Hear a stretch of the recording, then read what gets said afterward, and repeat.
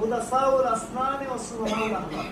আল্লাহ রাসূল বলছে যে অচিরেই বাহির হবে, হ্যাঁ অচিরেই বাহির হবে তোমাদের, হ্যাঁ ইয়াখরুজু ফি আখির, শেষ জামানায় বাহির হবে কওম, একটা কওম, হুদাসাউল আসনান, যারা মানে নতুন দাঁতলা, তার মানে হ্যাঁ এখানে কি মানে নবীন নবীন মানে কম বয়সী।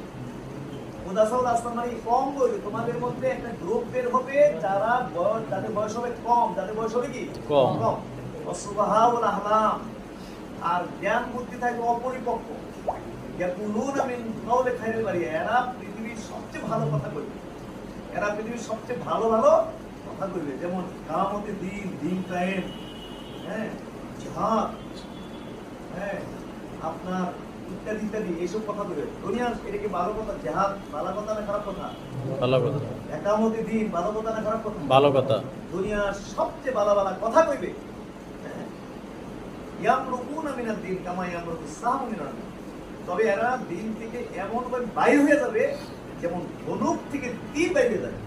ধনুক থেকে তীর যেন বাইরে যায়, এরা মানে মানে তারা কি থেকে চলে যাবে, দিন থেকে দূরে সরে যাবে।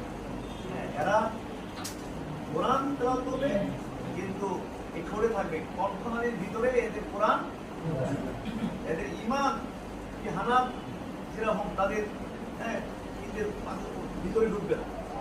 আল্লাহ রাসূল বলেন এদেরকে যদি পেতাম, আজ সামুদ জাতিকে যে নির্মূল করা হয়েছিল আমি ওদেরকে নির্মূল করব।